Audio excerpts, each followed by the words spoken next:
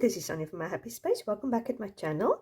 Today we're going to do our meditation sheet for Psalm 46 verse 1. It was a very nice one to dig into, especially if it's the first time you're doing a meditation sheet. It's a short verse, but there is enough good words to look at and dig deeper. So I'm going to show you today how I get all these details. Always the first video of each month I go into detail, how I find all these references and things like that. So I always apologize for the seasoned meditation sheet workers who's done it many times, but yeah, I just always want to go over briefly how I get all this information. So with further ado, what I usually do is I take my verse and I obviously write it down there. We are doing always the ESV version. I think it's good to memorize always from the same Bible version, because you get a rhythm for it, a feel for it. They start to use the same type of words. I just find it good, and I think the ESV is a very good translation. It's more a word for word translation, which it's a more clear translation. There's many good translations. For instance, the NLT is a very good translation, especially if English is your second language. But it's more thought for thought translation, but it's a good thought for thought translation. And then obviously the NIV is just a good standard, a little bit thought, a little bit word for word. It's also very good translations. But anyway, so I write that down there. Then I look for two different translations that speaks to me. Now, where I find that, obviously you can just Google it. You can, if you have Bibles in your house with different translations, that is fantastic.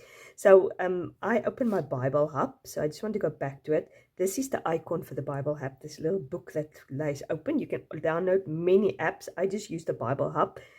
I just keep it simple. I rather do it, stick to it, than trying to make it too complicated. But this is really a rabbit hole you can go into, and you can go so deep into this word searches, and you can go keep it as light as possible. You always will learn something. So anyway, I open it. Then it comes to a page. Usually there at the top is the drop down menu, so I just choose Psalms there, and then you go there, you choose the book, and then it'll go to the book, and then you drop down again, and then you choose the verse. But I've done that already. And then it comes to this overview page with different translations. So here it is where I choose. I most of the time choose the NIV and the NLT, sometimes something else. So I just decided, okay, this is quite interesting. This one looks a little bit different. I'm going to just write that down. So first one I chose is the NIV, is God is our refuge and strength, which is exactly the same. An ever-present help in trouble instead of a very present. So it's just a little bit more explanatory. Is always there, ever present. And then the NLT said God is our refuge and strength, always ready to help us in times of trouble. So the same thing, always ready, very present. A very present is just more formal way of saying always ready or ever present help in trouble. So this is how I get my references. And then this is the 5 W's and 8. So if you've done any sort of study, a Bible study, studying at school or whatever, you know about the 5 W's and 8s. The questions, who wrote it, or who, what, when, where, why, what, and how. This is the questions I've chosen. You can change the questions and do something else.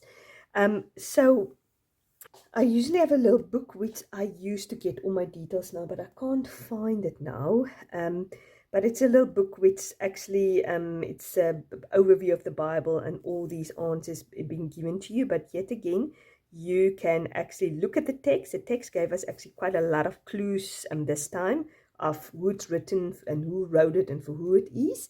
But otherwise, you can look it up. But you can also find it in the Bible Hub. You can look under summary.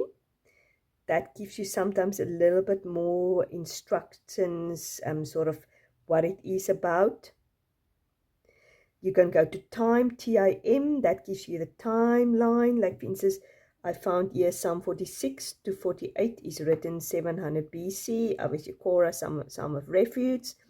So that's where you can find it also. So obviously, if we open the passage, let's look at it quickly. As I said, today there is lots of clues to who wrote it. Okay, obviously it says to the choir master. So I said it was written to the choir master, but obviously we know it's written to everybody, for the whole congregation of Israel, ultimately for us to be read. So that's for us. And when was it written? I got it here on my app. It says 701 BC. What is the context? That is actually, I just sort of, this is a printable I print up from the Bible Project. They do these little sketches and sort of dissecting books of the Bible. And then they've got free downloads. So I downloaded it up. So I found that obviously that was written in the book, the second book of the Psalms. And the whole theme of that second book is hope for the future return of a temple in Zion. They're obviously looking very much for God as the king. He's going to reign. And obviously we're going to see that when we read Psalm 46 also. So that's a little bit of context. Sometimes you're going to find a little bit more context if you do like a book, the Gospels or Acts. You can find much more context of your verse. This is a little bit sort of more in between. Obviously, we know it's loads of psalms have been written by the choir master. People don't. The choir master might just be the musical director of the temple in those days. Some people say it is God who is the sort of the initiator of music. But yeah, I just said it's to the choir master, and it was written by Korah, the sons of Korah, which was a Levite group of people. And Leviticus 26, apparently, you can read about them. So they're definitely a group of Levites.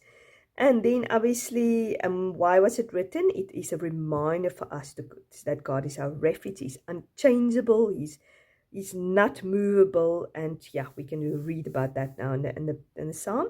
And then what does it say about God? That can you personally put in? I just said, obviously, God is our refuge, our strength. He is the unmovable.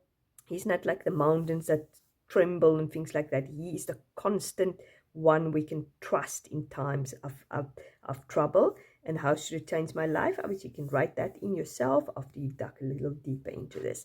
So here, the strong words is the words I dig a little bit deeper into. I go back to the original Hebrew meaning and then I look it up. But before we do that, let's read our verse in context. I've discussed already, to the choir master of the sons of Korah, according to the Olamoth. Olamoth, it could be a music instrument, it could be a type of how the music needs to be sang and what, like sort of soprano, or I'm not very musical, so I might talk not correctly, but that is what I think maybe how it should be sang, or what music instrument needs to be used by it. Okay, now obviously it starts with our verse. God is our refuge and strength, a very present help in trouble. Therefore, we will not fear, for the earth gives way. So obviously, if you see therefore, it's a conclusion. Obviously, I listened to a sermon from David Guzik. He's got wonderful sermons going through the whole book of Psalm. And he said often the Psalms start with a cry of distress and trouble, and then it gets into, oh Lord, help me, you are my refuge. But this Psalm starts already with a declaration, looking to the Lord. He is your refuge and strength. And I think that if we put that into place in our life also, before we come with our distress and our problems, actually first turn our eyes unto the Lord, and the things of this world will grow slowly dim, as the hymn says. So this is a beautiful reminder to first remind ourselves of who God is, and then our problems will fall into perspective. And obviously, because God is our refuge and our strength, a very present help in trouble, therefore we will not fear, though the earth gives away, though the mountains be moved in the heart of the sea, though its waters roar and foam, though the mountains tremble, it is swelling. So this is probably the most distressful situation you can be in. Literally, the mountain is moving, the earth gives away, you're overwhelmed by the storms of life. Yet, because God is our refuge and our strength, a very present help in trouble, this is the conclusion. Even if the worst in life is happening, we can always rely on that steadiness of the Lord.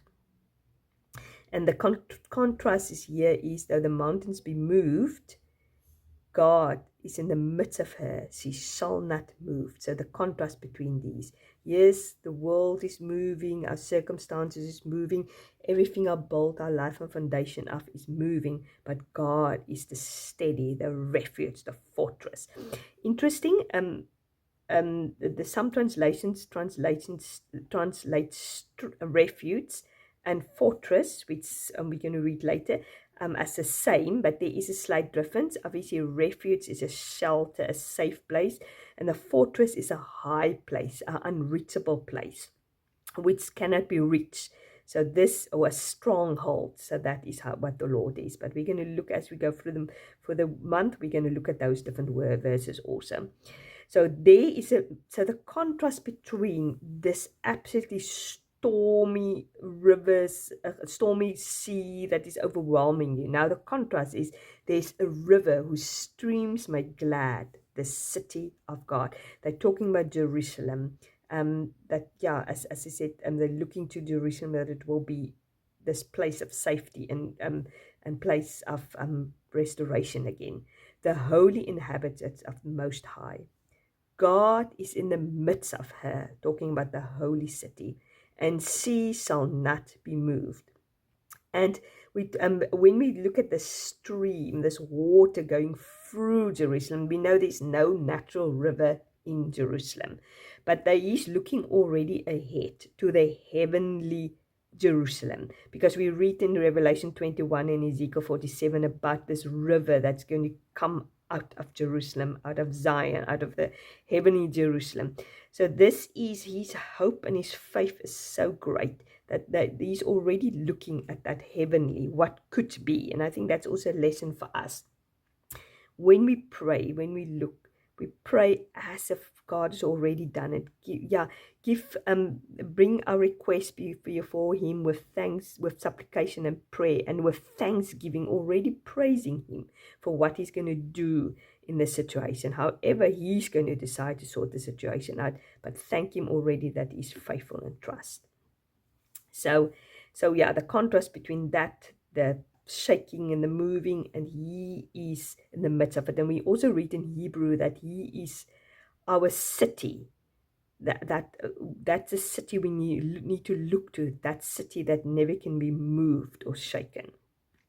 So the nation raves, the kingdoms totter, he utters his voice, the earth melts, the Lord of hosts is with us, the God of Jacob is our fortress. So it's our hiding place, our place where we go up high, which we can hide to him. And this also a bit reminds me of Psalm 2, which says that he's laughing at the leaders and the nations plotting. And also David Guzik said it's interesting that he says God of Jacob is my fortress. Now Jacob, we know, was a really cunning and deceitful person. Before he had the encounter of the Lord, and the Lord actually gave him the limp to humble him and to remind him that he's now governed by God. So that God, who can be the refuge for Jacob, can be the refuge for us. But he was used by God, and he was changed by God when he had the interaction and an encounter of God. Come, behold the works of the Lord, how he has brought the desolation on the earth. He makes wars cease to the end of the earth. He breaks the bow and shatters the spear. He burns the chariots of fire. He is totally in control. He's the one who initiates war. He's the one who initiates peace. He's in total control of everything. Then be still and know that I'm God. Now that is a verse that we all very, very well known with, but very interesting.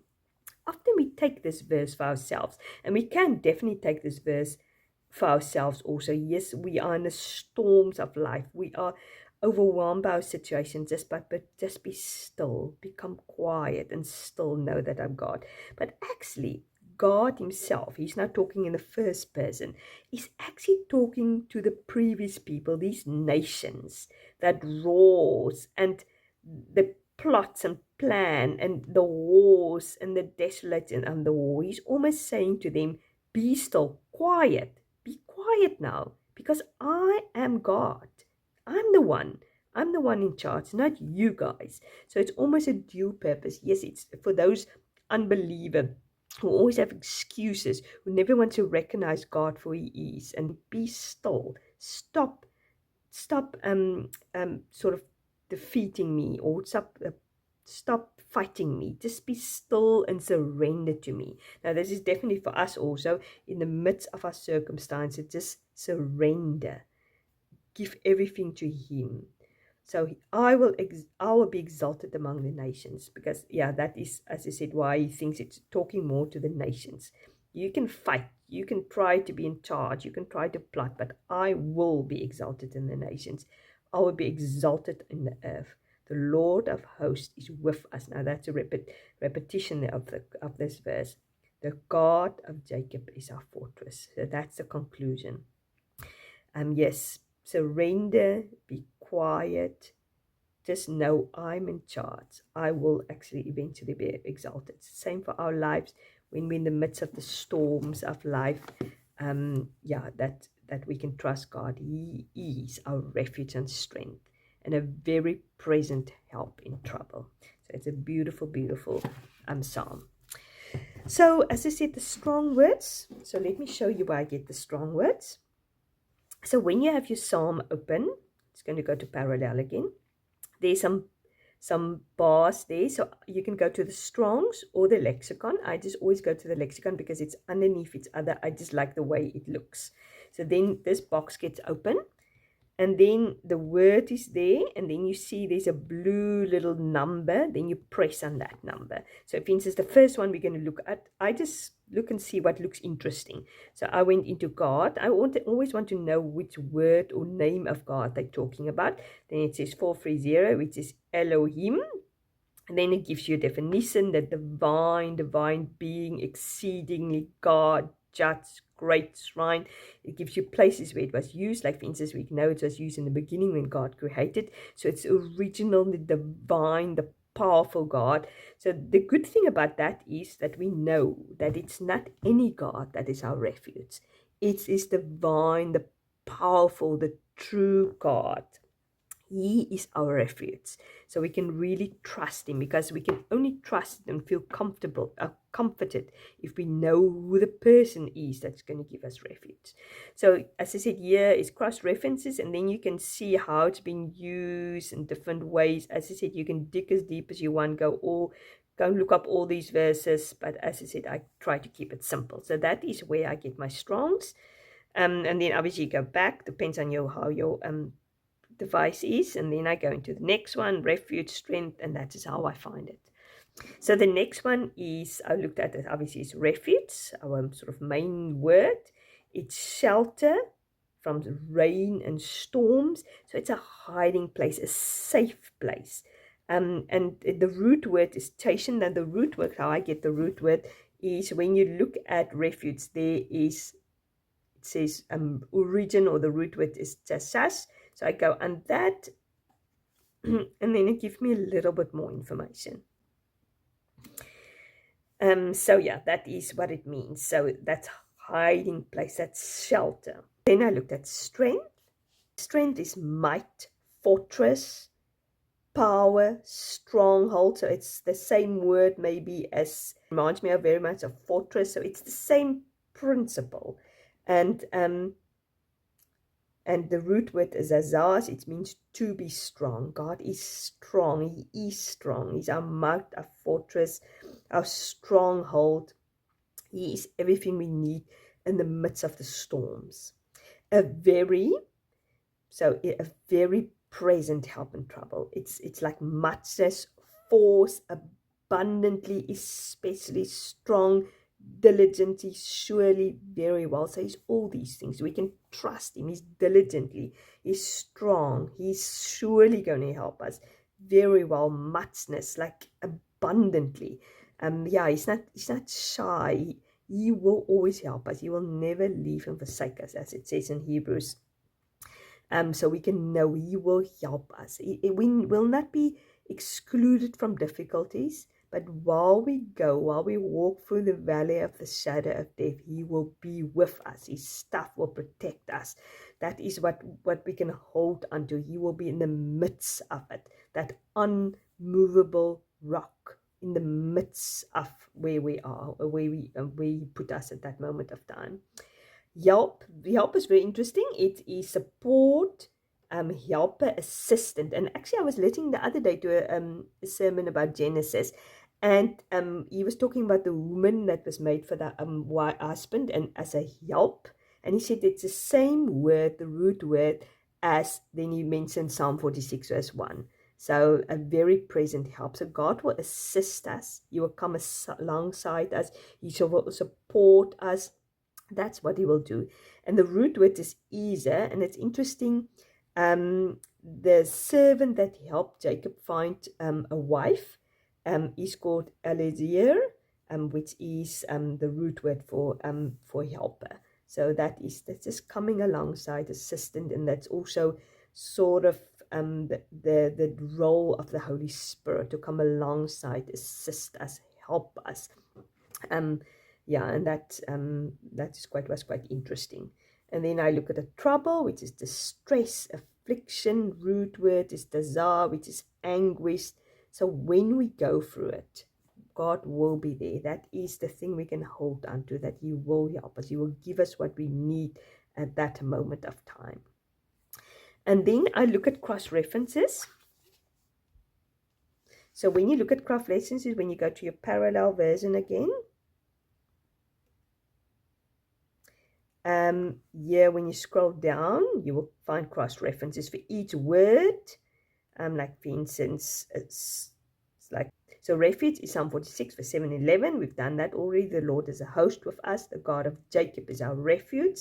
Psalm 62 7 8. In God is my salvation and my glory. The rock of my strength and my refuge is in God. Now, obviously, the very famous one is Psalms 91. He that dwelleth in the secret place of the Most High shall abide under the shadow of the Almighty. So I wanted to use Psalm 91 also in one of these verses, but we might memorize sort of a passage out of Psalm 91 maybe in the future, so I didn't want to use it. My biggest problem with this month was choosing 4 verses. I mean, there is so many verses that reference God as our fortress, as our refuge, as our rock. So it was very difficult for me to choose 4 verses.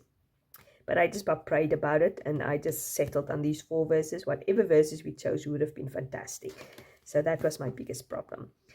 So yeah, and then obviously, as I said, you meditate on it, think about it. You can look up these verses. You can even do more study about it. Most important thing is, how is it going to change my life? That yes, that I need to look to God to be my refuge, that unmovable rock, that fortress, that hiding place in my times of trouble. And look to Him first, even if the whole world is falling apart. People are plotting, governments are plotting, there's war, there is storms in my life. God is my refuge, my strength. He will help me, and He's willing to help me, and He's eager to help me. So yeah, that is what we can learn from it. So I hope that was useful. You must have a fantastic week, and hopefully I'll talk to you on Friday when I can use my ephemera pieces to make a pretty page in my Bible. Thank you very much for watching. God bless. Bye-bye.